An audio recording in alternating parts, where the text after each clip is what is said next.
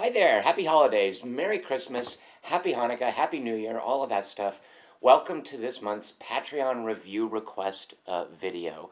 I'm here with this dog who may or may not be sticking around to help me, reading the review requests and the counter recommendations. Just to pique her interest, I've got peanut butter treats here. So that might keep her around for a while. My name is Tom Chick. If you support me on Patreon for $10 or more, once a month you'll get a little message saying, hey, assign me a review. And then we're going to randomly, oh shoot, where's the iPad? Honey, would you go get the iPad? Go get the iPad. Get the iPad. She hasn't learned that trick yet. And then we're going to randomly choose one of the submissions, and I'll do a review of that. So let's get started. I have here a printout of everybody's request, which I will read, and for every request, I have a counter recommendation. Even though some of these might not be recommendations, some of these might be trolls, some of these might be you guys griefing me, but I will counter recommend something. We need the iPad before we start, just for the flow of it. So, honey, will you entertain the viewers while I run over there and grab the iPad? Can you handle that? All right, I'll be right back. All right, honey, you stay there, do a little song and dance number. Oh, no, you're following me? All right. All right, is the iPad in here? Here's the iPad. I have found it. I've got it. It's right here. We got it. We got it. Look, it's right here. All right, now we're all set. We have a random number generator. I hope you enjoyed the Christmas tree while I was gone. All right, so we're all set. We have props. Let's go ahead real quick and give the dog a biscuit because she's been super patient. So, actually, we'll go ahead and start. Number one is from, when I sent you a message this month saying, hey, assign me a review, I said, pretend you're J. Jonah Jameson, and I'm Peter Parker, and you're assigning me a review. And I successfully, although I think you guys know better than this, I trolled some of you by pretending that this was in Metropolis. That's DC, duh. I think you guys all knew that. So, some of you responded appropriately, as if you were J. Jonah Jameson role-playing. All right, ready for this? Come here, sweetie. Come here. Come here. Come over here closer. Get in the frame. Oh, you're in the frame. Right? Okay, sit. Stay. Stay. Stay. Your head is up too high. It's going to be a weird angle. I don't know if you're going to be able to get it. Oh, I know. Hold on. Stay. Stay. Stay. Stay. Get it. Good girl. Good dog. All right, so we will begin with Brendan Mason, who says just simply, Arkham Horror LCG, please. It's the living card game. My Arkham Horror is in these little white boxes. All the cards fit in here. The problem is now what to do with the instructions, the rules book. So I'd love to review this because I'd love to play it. I haven't spent as much time with it as I'd like to. Brendan, my counter recommendation, there's a game that I didn't care for called, I think it's just called Robinson Crusoe. It's a co-op, so solitaire really, survival game where you play Robinson Crusoe, stranded on a desert island. Actually, I don't think you're technically Robinson. You're just generic people stranded on a desert island. And you have to survive. Now, when it was released, it had some issues. I wrote a fairly negative review, mainly having to do with the poorly written rules. Since then, there's been a second edition, and you can even buy, I believe, a kind of an upgrade kit, which fixes some of the cards or something, which I'm tempted to get because I like the idea of Robinson Crusoe, and it's going to be my counter recommendation to the Arkham Horror LCG, because Robinson Crusoe did this cool thing where while playing, you draw cards from a deck, and you can either deal with the card or put it back in the deck. Basically, kick the can down the road. And it sort of represented these different survival situations. Like, I'm not even going to be able to think of an example. But at any rate, I love the idea that you seeded a deck of perils and opportunities in Robinson Crusoe. And it made me curious to visit the second edition. There's also the guy who did Robinson Crusoe, I'm not even going to attempt his name. I think it's him. He's recently done a kind of a Robinson Crusoe on Mars sort of game, where it's that same kind of gameplay, but you're trying to eke out a living on Mars, and that can't be easy. So Brendan's choice is Arkham Horror LCG. I used his last name. I hope we're okay now with people using their full names. If not, I apologize. You know, you guys know each other. You post on YouTube with your full names. This is right. This is okay, right? Patrick Mullen says, here we go. Some role-playing here is J. Jonah Jameson. The Daily Bugle's in New York City. Where in creation is this metropolis, Parker? He writes, Patrick Mullen. Very good, Patrick Mullen. And then he says, now go review Firewatch by Campo Santo or Kona by Parabole. Parabole? Parabola? Whatever. In that priority order. That's his J. Jonah Jameson. Patrick Mullen later emailed me and said, oops, I see that you have reviewed Firewatch, so just go with Kona. Patrick, my counter recommendation was based on me thinking about what my issue was with Firewatch. Firewatch has really good writing, and it has really good voice acting in it. Right, honey? Right? Firewatch is really good in that regard. My issue with Firewatch was the environment. It's trying to create this open wilderness. It's trying to recreate an atmosphere of loneliness and isolation. And it's kind of hard to do with a video game engine that shunts you down sort of limited corridors that represent a forest. So I was thinking a great example of that, the Fulbright Company, you know, their Gone Home game is a haunted house. They did a game called Tacoma, which is set in the confines of a spaceship. And they make really good use of that setting to tell, it's not the same story as Firewatch, of course, but to tell their story. They use a setting that they know will be an asset to them rather than a complication. So Tacoma, I liked. I counter-recommend Tacoma, Patrick. Juan Rigada says, okay, so this month I'm intrigued by what your take on Gloomhaven would be. I suspect it would be more nuanced than the... Oh, you can hear an echo. There's an echo. Gloomhaven's box is cavernous.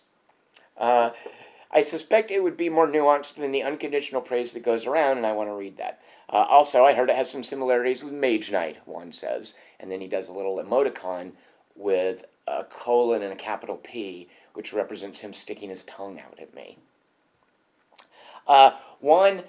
So I kind of hope this gets drawn because it'll basically be less effort for me because, and these aren't effort, I love doing these reviews. They take a while, but I love doing them.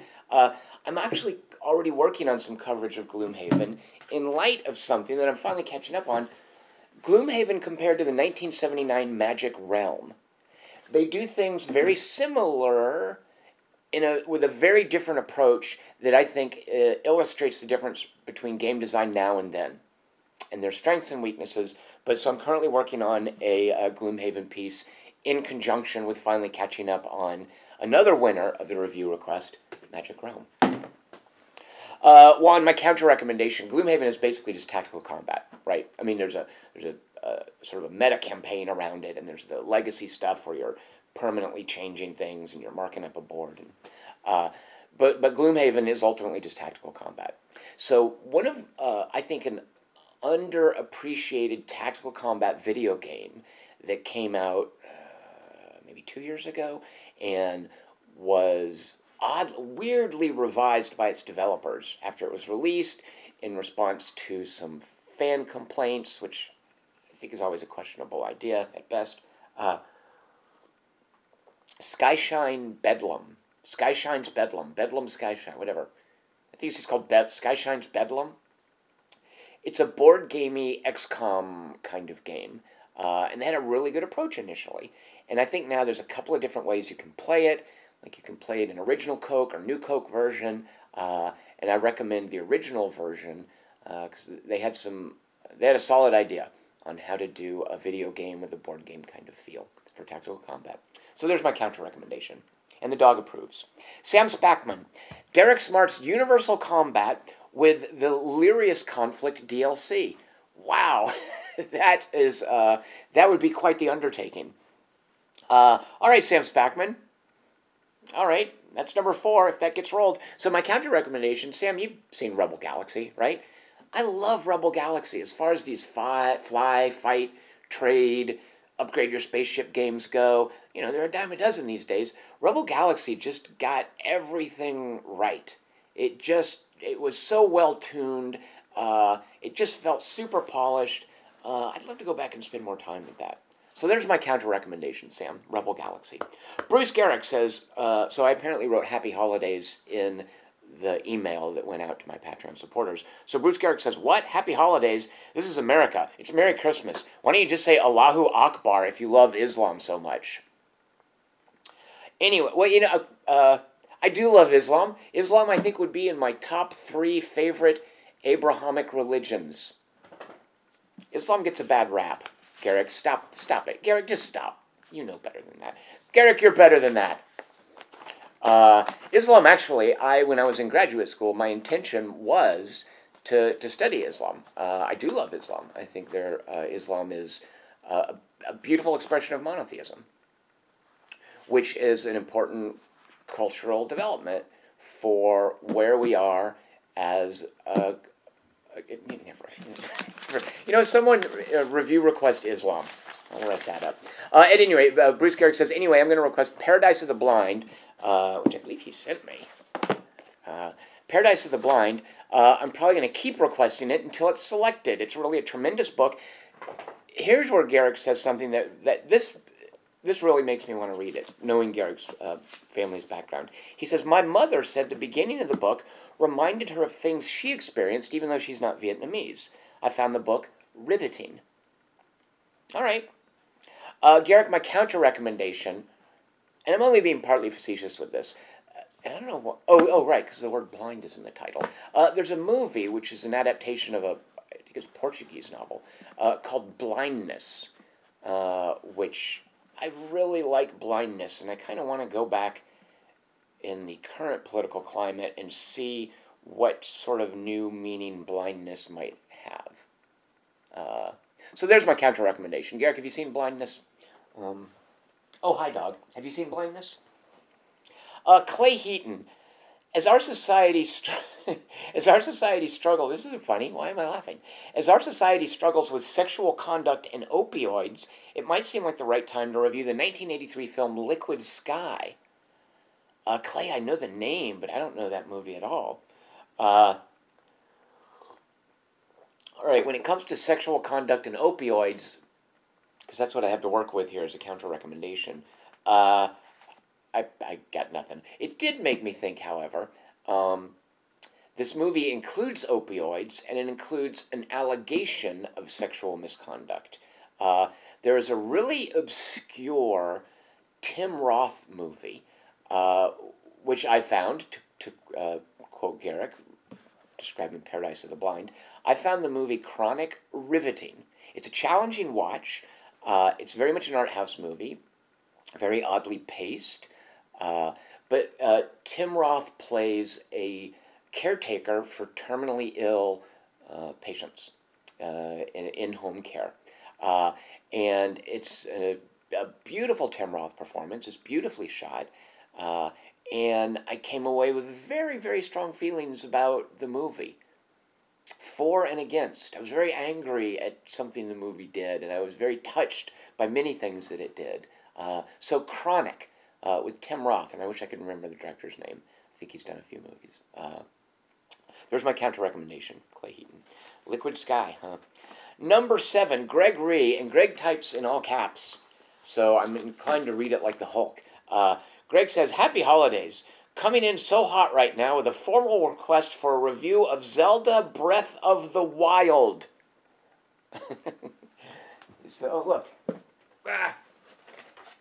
I finally have one of these.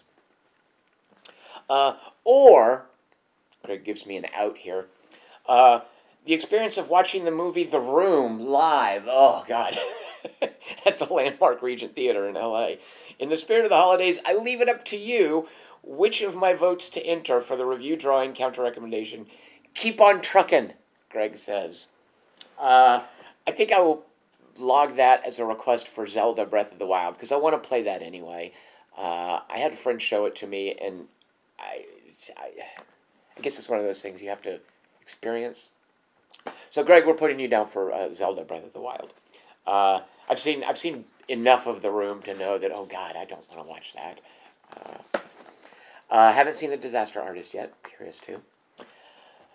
Jarmo Petayaho. I don't know that I've ever said your last name, Jarmo. I hope I did it justice. Number 8, Scythe. Speaking of cavernous boxes, the board game.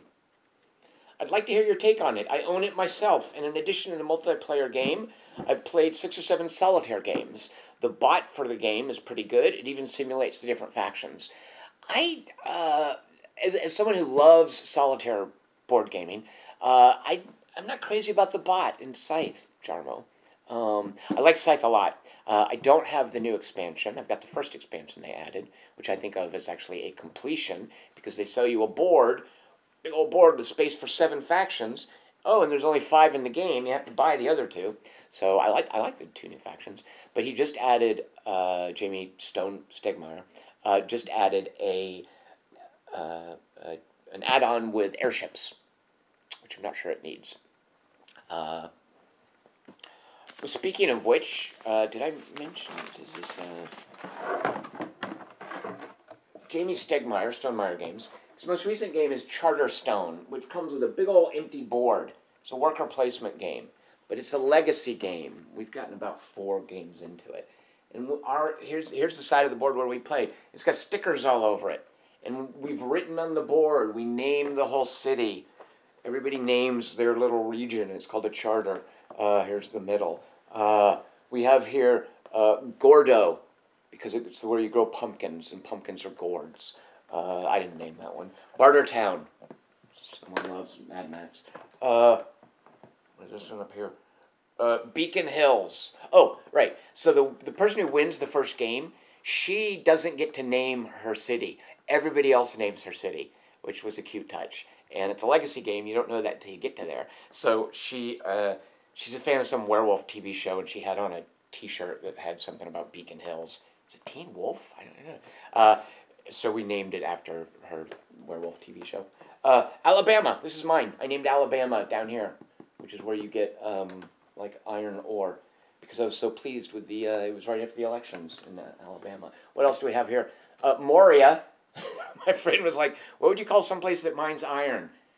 Wait, when you get Alabama, you get iron. Moria, you get coal, right? So we just said, Moria, and then Dingus Farms was the inactive portion of the map, because he was AWOL when we played, so we just named it for him. That's my friend Dingus. Why did I whip that out? I guess I just wanted to show you. Oh, there's a Charterstone review in the works that won the last review request, and this will be. It's a 12-game legacy game, right? Like, it's a legacy game. You play 12 sessions, and then you get your own worker placement game, and you can keep playing it, unlike the pandemic games where you play your 12 months and then you're done with it. So we are, I think, 4 months through it, so I'll have a review of this out within a month, presumably after finishing all 12 months. Or 12 sessions of Charterstone. So anyway, Jarmo, yeah, so Scythe, Charterstone, Stonemaier Games, Jamie Stegmaier, the developer. My counter recommendation. Okay. Oh, yeah. Okay, so Scythe, the whole premise behind Scythe is really just an economic engine game. It's about tuning your economic engine. There's a bit of a race to it. There's some really cool territory control introduced. But the aesthetic is, what if the revolutions in Eastern Europe around the turn of the century had mechs, giant mechs? There's a video game called Tooth and Tail, which is the same thing, except instead of giant mechs, cute little animals. So my counter recommendation, Jarmo, it just made me think of this. There was a PlayStation 2 game, which was, what if it was World War II with mechs? Do you guys remember that? I had to look up the name of it. I never would have remembered this name. It was called Ring of Red. What kind of name is that for a game with mechs? All right, you Andrews, I really hope this is okay, you guys, me using your last names, but when you post in the game giveaways, your names are given away, so I'm assuming I'm not violating anybody's confidentiality. So, there's only 2 of the Andrew S's. There are a few Andrew S's that are among my supporters. 2 of you are about to be distinguished from each other this month. Andrew Stanko says, So I think we've all learned that stream of consciousness updates, like the one I gave last month, are less than ideal, he says, although I enjoyed his stream of consciousness request. But, he writes, I firmly stand by my Tootsie Roll position. He's got some weird hatred for Tootsie Rolls, which I don't understand. For this month's review, can you do Freedom Force or Freedom Force versus the Third Reich? The assignment from the Daily Bugle about Metropolis got me thinking of, wait, doesn't Spider-Man live in actual New York City? Andrew writes. So, Andrew, you and Patrick Mullen, both, did I troll you? Or, yeah, I think I successfully trolled you. I can't quite tell. You guys are on to me by now. My counter recommendation, Andrew, Agents of Mayhem, which I think you guys are about to find out. If you don't already know, I'm hugely fond of Agents of Mayhem. And as far as doing that Freedom Force thing of having characters with lots of personality, lots of unique gameplay, an affectionate love for superhero aesthetics, cheerfulness, Agents of Mayhem I like every bit as much as the Freedom Force games. So, Andrew, have you played Agents of Mayhem? You should. Peter M. said, now, here's an instance where Peter, I know his last name, and I don't think it's listed on Patreon, so I'm just going to say Peter M. He says, happy holidays, Tom. I hope they find you well. Given your keen interest in politics, oh boy, I would like to nominate The King's Choice. And then he writes in parentheses, Kongingsvalg. A Norwegian movie about the unique constitutional crisis facing Norway at the outbreak of the Second World War. I was not aware of this constitutional crisis. It would not surprise me if you've already seen it, Peter says. Peter, you give me way more credit than I deserve. But if you haven't, then I think it's right up your alley. It certainly features some of the finest acting talent from Denmark and Norway, and even that great German or Austrian lead actor from the acclaimed Austrian movie The Forgers, or Die Fulcher, he writes in parentheses. I don't know that movie, Peter, I'm afraid. I don't know Königsvalg or The Forgers. For those of us in Scandinavia, it's a very emotional subject, but on the off chance you haven't seen it, I won't say more than that. Okay, Peter. I just absolutely love, he continues, that someone dared to make a movie about something as arcane as constitutional law. That couldn't have been an easy pitch. All the best from Denmark. Where, by the way, this is Tom speaking, Peter didn't write this, although he knows it, some fine filmmakers come out of Denmark. All right, my counter recommendation, Peter. So as far as political, you know what, I think I might call an audible. I was going to say Game Change, which is it's based on a book. It's an HBO movie about the nomination of Sarah Palin as the vice presidential candidate by John McCain. And Game Change is, I have a weird thing about Sarah Palin. I think she's a reprehensible person. I want to make that clear. But I find her very attractive, and part of how I intentionally minimize her political viability is emphasizing her attractiveness. Is that weird? Does that make sense? I don't know. Is that sexist? At any rate, I'm fascinated by the nomination of Sarah Palin. I'm fascinated by her as a character. I just want to stress again, I think she's reprehensible. I'm not a Sarah Palin supporter, but I find her fascinating. So I was going to counter-recommend Game Change. But you know what? When it comes to crises in our country and movies that really capture it in a way that I resonate with, because Game Change is mainly, it's an exercise in watching actors recreate moments. Like it's Julianne Moore being really good, doing this very sympathetic portrayal of Sarah Palin. It's Ed Harris is a great John McCain, Woody Harrelson, the various political analysts, Peter McNichol, the people behind the scenes who are advising John McCain and who knew what a huge mistake this was, them struggling with the situation. It's a fascinating character-based movie. But as far as movies about the national consciousness in the United States, I don't know why I didn't immediately go to In the Loop, Armando Iannucci's movie about the lead-up to the invasion of Iraq. So there's my counter-recommendation, Peter, In the Loop, which I think is every bit as good as, I think it's this generation's Dr. Strangelove. That's right. Trevor Apple. God, I love that name. Fup by Jim Dodge, he recommends, which I got from the library, and I find quite charming, and it makes me think I've got to have counter-recommended this before. I love an Arkansas writer named Charles Portis and his book Norwood. There is pretty much no one on this planet to whom I would not say, hey, you should read Norwood. Fup reminds me a little bit of Norwood. So, Trevor, thank you so much for that recommendation. I love just when you guys recommend stuff, even when they're troll things like some that we're going to get to. Even if I don't end up writing them up, I almost always look into them. And, you know, libraries, it's super easy to put a book on hold. I love the library. So thank you for that, Trevor Apple. And my counter recommendation, Trevor Apple, I think you should read Norwood. Ian S. says, Tom, get in here and listen. That was his J. Jonah Jameson. Anyway, he says, I think this is, I'm not going to do his whole J. Jonah Jameson, but I think, imagine this in Ian S.'s impression of J. Jonah Jameson. I was playing as the Blood Anarchs versus the White Star Order, and those damn ninjas with grappling hooks and entangling vines remind me a lot of that menace Spider-Man. Wait, does J. Jonah Jameson think Spider-Man is a menace? I'm really not up on my Spider-Man lore. With J. Jonah Jameson, there's no J. Jonah Jameson in Spider-Man Homecoming, is there? The last Spider-Man movie. I love that movie. So give me a review of Codex by Serlin Games to bring him to justice for once and for all. Get on it, Tom Parker, he says in his J. Jonah Jameson voice. J. Jonah Jameson's an antagonist to Spider-Man? I didn't know that. Okay, so Codex, my counter recommendation, this is an easy one, Ian, but surely you've played Netrunner. And I didn't drag my Netrunner cards in here. I should have. They're basically in boxes like these, like my Arkham Horror cards.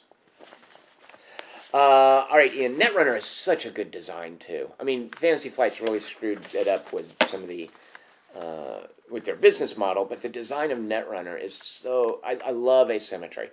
And it is a textbook case of the best of asymmetry in game design.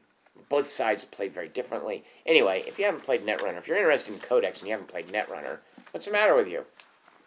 All right, Ian, thank you for that recommendation. Alex C., number 13. Parker, I want you to review the album Low by David Bowie. This came out about 6 months before I joined this world. How old is J. Jonah Jameson? But it was critically acclaimed at the time, so I understand. Really driving electrical instrumental. But it was critically acclaimed at the time. So I understand. Really driving electronic instrumental into that modern-day popular music. I'd like to know your thoughts, as well as a photograph of Spider-Man. Thanks, JJJ. Alex C., who's British. By the way, I should have done that in a J. Jonah Jameson British accent. Okay, Low by David Bowie. I know David Bowie's songs, but not albums. I was never into Bowie growing up when albums were a thing. But what I was into, when I think of albums like that, like from before my time, I'm a Zeppelin fan. I mean, who isn't? I sort of grew up with being really into Led Zeppelin, being into the Doors, but that's kind of embarrassing these days. The Doors are kind of dopey. I mean, I love the Doors, but come on. But Zeppelin, on the other hand, like Zeppelin just gets better with time. I think the Doors get more dated with time. And so I was just going to say, hey, my counter recommendation is Zeppelin 4. But I got to thinking, and you know what? That's too easy. I think that Presence is an underrated Led Zeppelin album. And I say album because Zeppelin 4 is great. You know, Zeppelin 4 has Stairway to Heaven on it. But I don't, its place in the album doesn't much matter to me. As a matter of fact, I couldn't tell you where Stairway to Heaven is. Is it the last track on the first side? I don't know. But Presence, the structure of Presence, still kind of exists in my mind and is part of the experience of listening to it. It opens with Achilles' Last Stand, which I love that song. I love the way that song slowly kind of, like it goes from silent, like normally a song fades out. Achilles' Last Stand fades in, and it's kind of the introduction of the album. There's a song called T for One, which I just think is so powerfully sad, very bluesy. I love Tea for One, and I think it's the last song on the album. Nobody's Fault But Mine. It's just super playful and fun. Presence would be my counter recommendation as far as an album that I don't know if Presence was critically acclaimed. I don't think it is. And what the heck is going on with the cover of Presence? Seriously, go Google Led Zeppelin Presence and then go to Google Images. What is that cover? What were people thinking back then when they made album covers? That's so random. Joseph M. Hey, Tom. As per usual, I request consider Phlebas. And I didn't bring it in here. Sorry to be so boring, Joe says. Cheers. Joe, it's not boring. I love your persistence. Just like I hope Bruce Carrick is persistent with Paradise of the Blind and doesn't troll me with... what has he been trolling me with lately? Oh, those are on Request Wednesdays for live streaming. So, Joseph, stick with this. And I'll read it sooner or later. But so, okay, consider Phlebas. Got you down for that. My counter recommendation. All right. Oh, my friend who played Beacon Hills in Charterstone, she once told me, and I was thinking about this, because consider Phlebas, in the Culture series by Ian Banks, the spaceships are alive and they have personalities. And my friend who was playing Fernglen, Fernglen's the name of the town, New Fernglen, was playing Charterstone with us, once told me about a game, once told me about a series of books by, I wrote the name here, so I had to look it up, Robin Hobb, called The Live Ship Traders Trilogy. At any rate, the idea is, it's a fantasy series, and there's this magical wood, I think it's called like wizard wood or wild wood or something like that. And when you make a ship out of this wizard wood, and you sail this ship around, and the captain of this ship is in charge of it, as they are, and eventually the captain dies. And the captain's son becomes the new captain, or daughter, which I think is the case in this trilogy sometimes. And then that captain dies on board the ship, I think is the idea. The third generation of captain that dies on board the ship, I think presumably in war, then animates the ship. The ship comes alive. It becomes a living ship. So, and I think immortal too. So it's this trilogy, this fantasy trilogy about a world where there are these sentient ships and sailing ships, like made out of wood, in the world. And I thought that was weird and kind of cool. But what really cinched it for me, she was telling me about what was going on in the book that she was reading, is these ships, there's like a shipwreck that someone finds that is one of these living wizard ships that's just like washed up and wrecked on a beach somewhere. And it's still alive. It's like this crazy old wizard ship washed up on a beach. And I was like, wow, that sounds really imaginative. Not sure I'd want to read it, but I loved hearing about it. So there's my counter recommendation, Joseph M. The Live Ship Trader Trilogy, which just sounds really intriguing. Robin Hobb. Andrew Shee, the other Andrew S. Number 15. If I'm J. Jonah Jameson and you're Peter Parker, then I should be assigning you to take pictures of yourself in a spandex bodysuit. Andrew Shee writes, and then says, thankfully, we're neither one of those people. I don't have a spandex bodysuit, but I do have a diving suit in the garage which looks like spandex. You look like a superhero when you wear a diving suit. Presumably, you're in decent enough shape to look like a superhero, but wearing a diving suit makes you feel like an X-Man. I could go put that on. Instead, Andrew Shee writes, I will request Chan is Missing, an independent film from the early 80s. It's a small, modest comedy about a person named Chan who is missing. The star, Wood Moy, passed away this week, and this was a few weeks ago. Andrew, I don't know that name, and I looked up Wood Moy, and I don't know him, so okay. And it got me thinking of independent films from the 80s. It's got to be the 80s. Maybe this is the 90s. But my counter recommendation, do you know Stranger Than Paradise? It might be Jim Jarmusch's first movie. That had quite an effect on me when I watched it as a kid. And specifically, there's an actress in it named Esther Balint, who went on to not really do anything. I think she's a musician. Oh, you know, she was in a few episodes of Louis C.K.'s show. That has an odd color to it now to think back on that. She was in a few episodes of Louis C.K., Esther Bolint, and she was in Stranger Than Paradise. I had a huge crush on her as a kid from that movie. So there's my counter recommendation, a modest indie 80s comedy. Stranger Than Paradise has got to be maybe like 82, I'm guessing. Lucas N, number 16. For my choice this month, I'd like a review of A River Runs Through It. Mainly because it's based on my homeland and a friend was an extra in it. That said, I thought it was a true turd. Lucas N says. All right, Lucas. All right, here's my counter recommendation, Lucas. I watch a lot of bad horror movies, a lot. And every now and then, you see a bad horror movie that's really good. This isn't one of those, the one I'm about to recommend to you. But every now and then, you see a really bad horror movie that has people in it who are super watchable and fascinating. This is one of those. This is not an Asylum joint. I cannot stand those Asylum horror movies. But you might mistake it for one. It's a movie called Shark Lake. And it's about what if a dude accidentally dropped a smuggled shark into Lake Tahoe? So the smuggler is Dolph Lundgren, who, Dolph Lundgren, man, he looks amazing. I mean, the guy's got to be, 90, I think? Dolph Lundgren looks fantastic. He still makes a great action hero. And he's got a very sort of fatherly thing to him, and Shark Lake taps into that. It's like, hey, wouldn't Dolph Lundgren be cool to have as a dad? But it's also got in it a young actress who I find distractingly beautiful. She's not very good, but she has, but she's not smug either. Like she's that kind of, this is super, she's that kind of beautiful woman who doesn't know she's beautiful. I mean, that's kind of a cliche. But she's an actress named Sarah Malakul Lane, I believe is her last name. She's half Thai.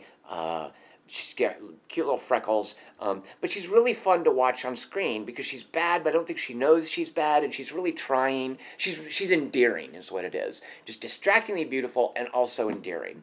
And she plays the sheriff, basically the Brody figure, because Shark Lake, all these shark movies, like the pattern is Jaws. There's a shark in the water. We've got to close the beaches, but no, we can't. It'll harm the economy of the small town. So she plays Brody. Dolph Lundgren. I guess Dolph Lundgren is our Quint. It's a terrible movie. It's probably better, though, than A River Runs Through It, if I recall correctly. Yeah, I don't remember liking A River Runs Through It, Lucas said. But okay. Is that Montana that was shot? Wyoming? Dick Cheney country? I don't know. All right, Lucas said. There you go. River Runs Through It. Now have fun watching Shark Lake. Matt Bugby just writes, Dominions 5, and then exclamation point. Oh, shoot. I should have brought my I just got a copy of the Dominions 5 manual, which I'm loving flipping through. Matt Bugby, my counter recommendation, because here's my approach to Dominions 5. I live streamed it and lost terribly to Ermor, which will happen. Ermor's the zombie faction. So I now want to approach Dominions 5 as a zombie apocalypse game, where I'm just going to set up a map with Ermor on it until I can beat them, until I can win against them. Because they have a unique dynamic. They'll overrun the map. It's a zombie apocalypse. So my counter recommendation, Matt Bugby, you've played Adam Zombie Smasher, right? Haven't you? Haven't you? Everybody should. Adam Zombie Smasher, spectacular Brendan Chung game, and a great expression of zombie mythology. Number 18, MIG UK. Thanks for your excellent counter recommendation last time. I think it was just Civ 4. Is that right? He says, I vote for Darklands again. These days, everyone wants to create their own new twists on elves or post-apocalyptic war zones or whatever, but they never make a setting that interesting. Why make up your own ideas, MIG UK says, when we have thousands of years of art, folklore, and real-life history to rip off? MIG UK, excellent point. So my counter-recommendation this time, have you played Hegemony? Or Hegemony 3 specifically, the recent one. Because I think Hegemony 3 is a great take on just ancient culture and ancient warfare, and it's kind of it's not a Total War ripoff because they don't do Creative Assembly's thing, which has always been problematic, but it's their trademark, of having a strategic map and then breaking out tactical battles. It feels like two separate games. It basically is, for all intents and purposes, and getting them to play well together has been a complicated issue they have. So I recommend Hegemony 3 as a take, because it doesn't break out into separate tactical battles. It's all on the same map. And it's history, MiG UK. You know, you probably played that, so probably a pointless counter recommendation, but everyone else out there, Hegemony 3. Soren Hogland says, I'm voting for the Villainess. I'm not sure it makes a whole lot of sense, but, well, I think it'll be abundantly clear why I'm voting for it by the way it opens. This is a movie from Hong Kong. And Soren, these are intriguing remarks. I am intrigued. Soren, have you seen, and I don't know why I wrote this as a counter recommendation. Oh, I'm not sure it makes a whole lot of sense. Soren, when you say that, my go-to, surely you, of all people, have seen Beyond the Black Rainbow, right? There's my counter recommendation. John R. Requests Black Christmas from 2006. Written and directed by Glenn Morgan. I think it really shows in the last half. This is much derided and appears on a lot of worst Christmas movie lists, but I think you'll probably find some things to like about it. Okay. I actually don't know Black Christmas from 2006. Here's a much derided Christmas movie, which I kind of liked. And I would love to go back and watch. Because, you know, Charlize Theron is in it. I think she plays like a femme fatale. Reindeer Games. Right? Is everybody with me on that? Reindeer Games? Underappreciated, right? I should see it again. You know, I haven't seen it since it was in theaters. Number 21, Luke says, oh, shoot. Do I have... Oh, you know, I could have pulled it out. Luke says, Xenoblade Chronicles 2. Which, you know, I'm going to bet you dollars to donuts. I haven't touched this in a while because I've been busy with other things. That, yep. It's what's currently being played. Oh, God, how many hours do I have in this? I'm not even... Never look at your hours played in a game. It never... That's always just leads to heartache. Let's see. Xenoblade Chronicles 2, or tell us about your experience with the Switch. Let the cat choose. Cat's over there. I could get him. Tell us what you think of the hardware and the games you've played so far. No score required. Luke, come on. Why are you hating on scores? I love scores. My counter recommendation, Luke. Xenoblade Chronicles 1. So far I'm pretty middling on Xenoblade Chronicles 2. The writing is just painfully bad. Combat's great, though. I'm not sure about the world building, but Xenoblade Chronicles 1 is... I just remember the writing being so good in that, and that really being a selling point. So there's my counter recommendation. Yeah, I'm just... all right, so I'm going to put you down, Luke. Cat... Let's just assume the cat chooses Xenoblade Chronicles 2. Because I have a lot to say about stuff on the Switch, by the way. You know, all right, number 22, Colton W. After Teenage Mutant Ninja Turtles, you're probably questioning my taste already. No, Colton W., we were all children once. We all liked terrible things. He requested Teenage Mutant Ninja Turtles. I watched it, didn't care for it, wrote it up. Did like the modern remake, the 2016 reboot of it. At any rate, Colton says you're probably questioning my taste already, so why not dig a deeper hole and suggest my legit favorite Christmas movie for this month? And then he says, I choose Grumpy Cat's Worst Christmas Ever as my pick. It's a YouTube... What? Grumpy Cat has movies? I had no idea. Then he says, okay, that's not true. Die Hard is by far my favorite Christmas movie, but my pick is still Grumpy Cat, which I've watched 4 years in a row now and really dig. All right, Colton W. I'm going to do what might be considered the nuclear option. That's right, Scorched Earth territory, Colton W. Right now, I'm counter-recommending to you the Star Wars Christmas special. Used to be super hard to get, but I'm sure you can find the whole thing on YouTube these days. There you go, Colton W. Boom! Costas T. Says... Did I actually shorten his last name? Because I love his last name. says, I would like you to... What? Oh. I would like you to review Teenage Mutant Ninja Turtles, the board game. Oh, Teenage Mutant Ninja Turtles, Shadows of the Past. It's a board game. I am not a fan of the comic books, Costas says. In fact, I haven't read or watched anything related to this. However, I want to have a one versus all game in my games library, which is relatively accessible and doesn't have a dark theme. Costas, have I got the perfect counter recommendation for you? I actually don't own this game. I wish I did. I wonder if it's hard to get. It's probably out of print. So Costas, this might be an impractical counter recommendation. But Reiner Knizia, who he's a famous board game designer, rightly so, but he's the kind of guy who comes up with mechanics and then later is like, make it, ancient Egypt. Make it Norse god. They're farms. Roman Empire, whatever. Like he'll slap a theme onto it. I don't think that's the case with this Reiner Knizia game that I'm going to recommend. Lord of the Rings, and it's just called Lord of the Rings. It was a 2000 release. Is a co-op game where the players are all hobbits, right? And they're in the hobbit part. Actually, are they all hobbits? Or is it the Fellowship? I think they're all hobbits. I forget. At any rate, it's a co-op game.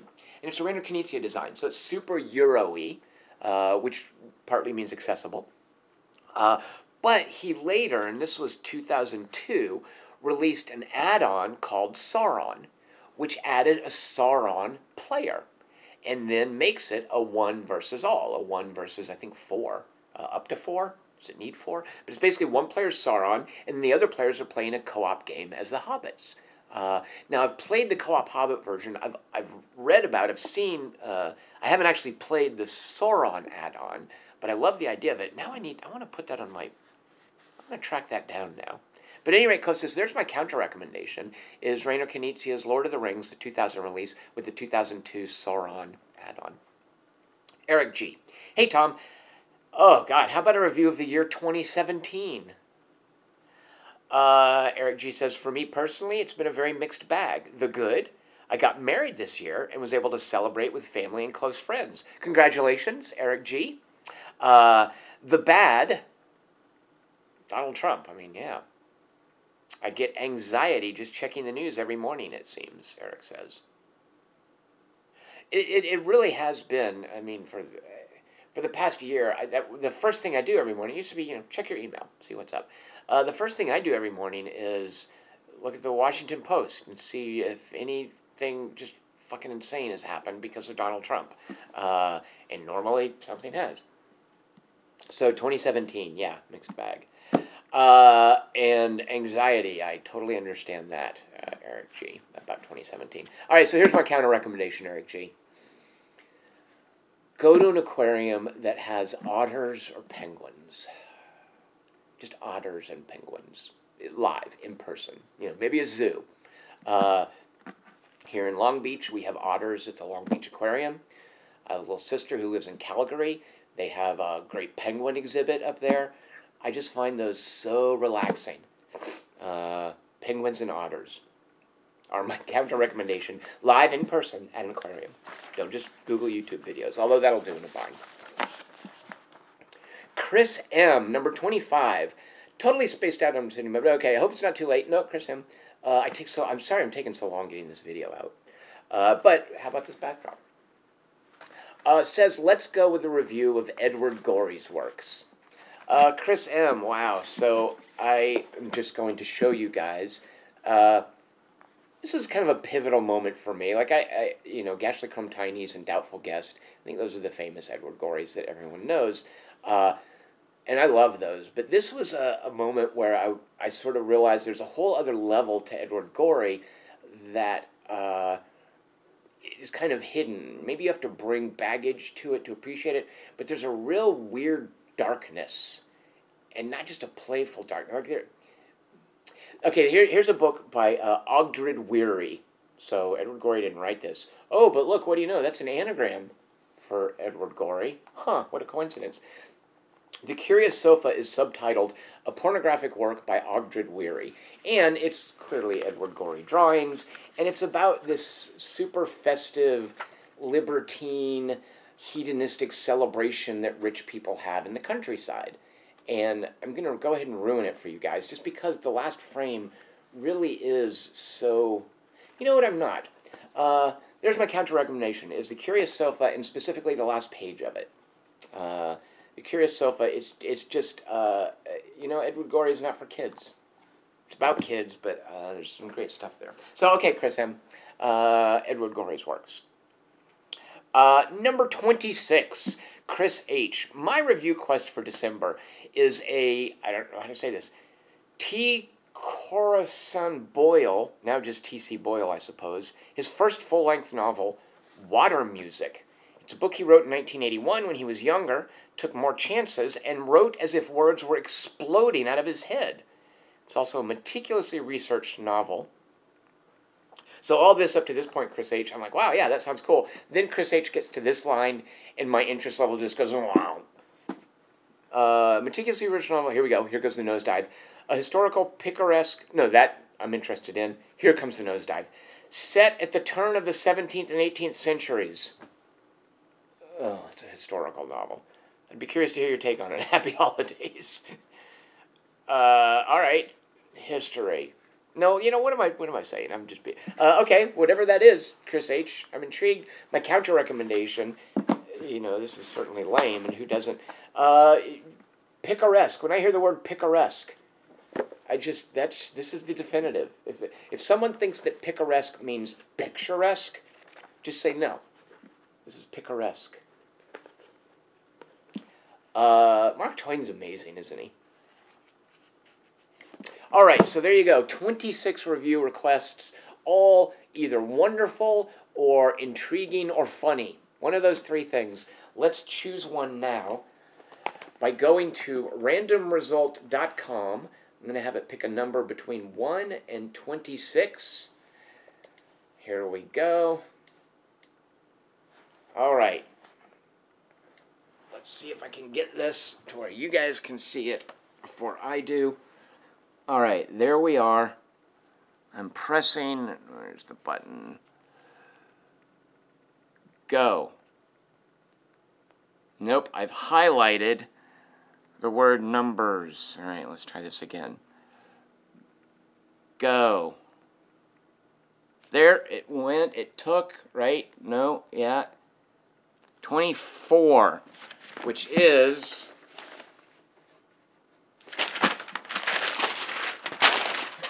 the year 2017, really?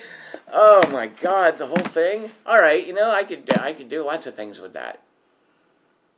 The year 2017, jeez, Pete. Well, it's not over yet, at least from where I'm sitting.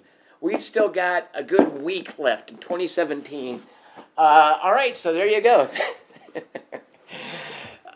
You guys are just, this is so much fun for me to do every month. I really appreciate it.